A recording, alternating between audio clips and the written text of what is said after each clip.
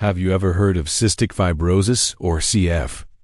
It's one of the most common genetic conditions affecting children today, but many people don't know much about it.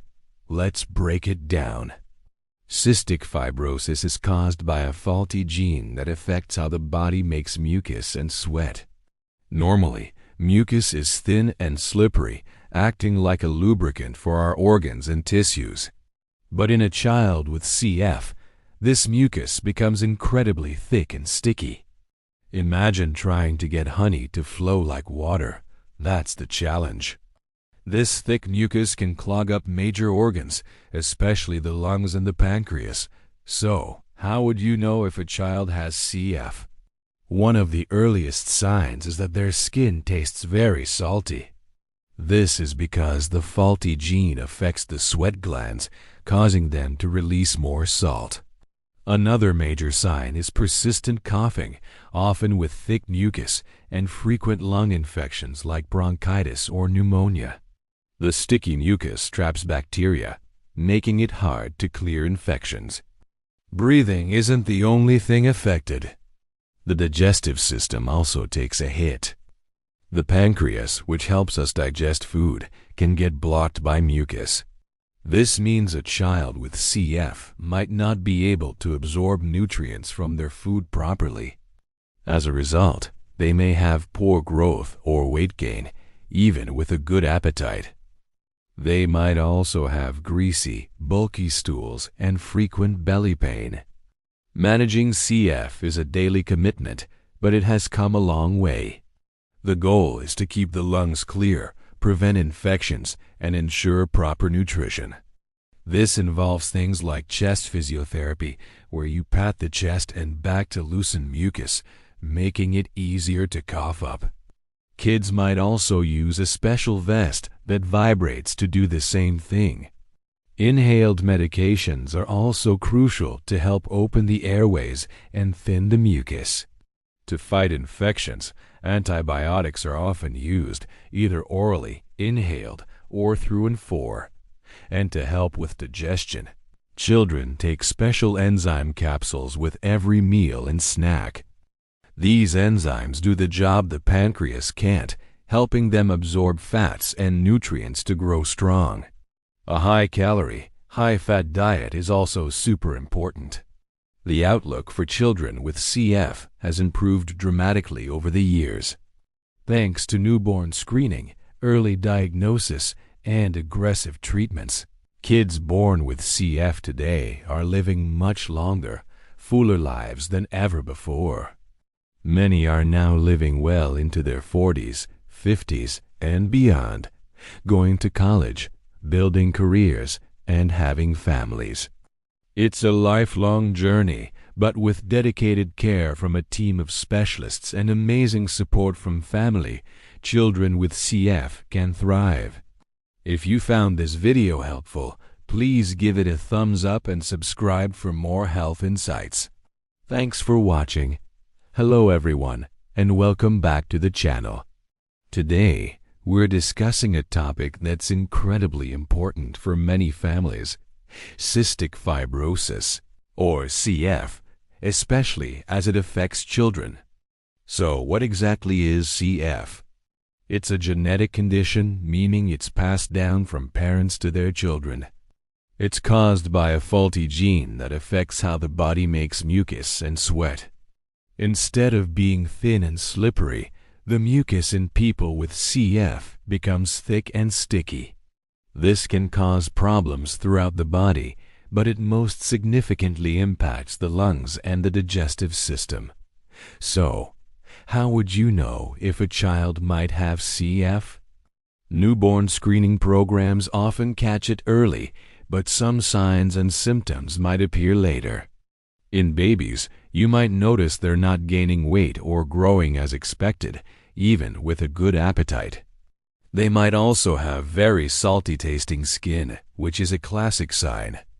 As they get older, you might see a persistent cough that produces thick mucus, frequent lung infections like bronchitis or pneumonia, and shortness of breath. Digestive issues are also common, including greasy, bulky stools or constipation.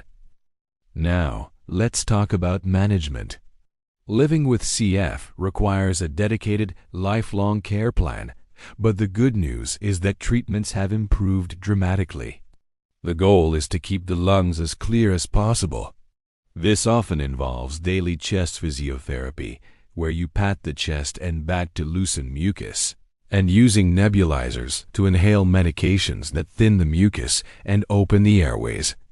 A big part of management is also nutrition. Kids with CF need a high-calorie, high-fat diet and special enzymes taken with every meal to help them absorb nutrients properly. Regular appointments with a specialized CF care team are crucial to monitor their health and adjust treatments as needed. Looking at the future, the prognosis for children with CF has changed so much for the better. Decades ago, many didn't live past their childhood. Today, thanks to advanced treatments and dedicated care, many people with CF are living well into their 30s, 40s, and beyond. There are even newer breakthrough medications called CFTR modulators that target the underlying cause of the disease for many patients, leading to remarkable improvements in lung function and overall quality of life. Research is constantly moving forward, bringing more hope every single day. The journey with CF is a marathon, not a sprint, but with the right support and care, children with CF can lead full and active lives. If you found this information helpful, please give this video a thumbs up and subscribe for more health content. Thanks for watching. Have you ever heard of cystic fibrosis or CF?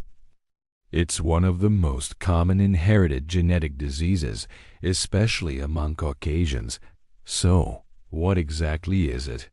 In simple terms, CF affects the cells that produce mucus, sweat, and digestive fluids. Normally, these secretions are thin and slippery, but in people with CF, a faulty gene causes them to become thick and sticky. Instead of acting as a lubricant, these secretions clog up tubes, ducts, and passageways, particularly in the lungs and pancreas. CF is a genetic condition. It's caused by a mutation in the CFTR gene. This gene is responsible for creating a protein that controls the movement of salt and water in and out of your body's cells. For a child to have CF, they must inherit one copy of this faulty gene from each parent. If they only get one copy, they become a carrier, which means they won't have the disease themselves, but can pass the gene on to their own children. Most newborns in many countries are now screened for CF, which allows for early diagnosis and treatment. So, what does CF look like in a child? The symptoms can vary a lot from person to person.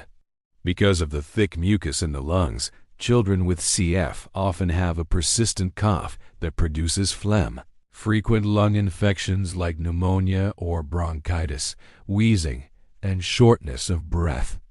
You might also notice they don't gain weight or grow as expected, despite having a good appetite. This is because the thick mucus blocks the ducts in the pancreas, preventing digestive enzymes from reaching the small intestine to break down food and absorb nutrients. Other signs can include very salty-tasting skin, which is often how parents first notice something is wrong, and difficulties with bowel movements. Managing CF is a lifelong commitment and involves a team of healthcare professionals.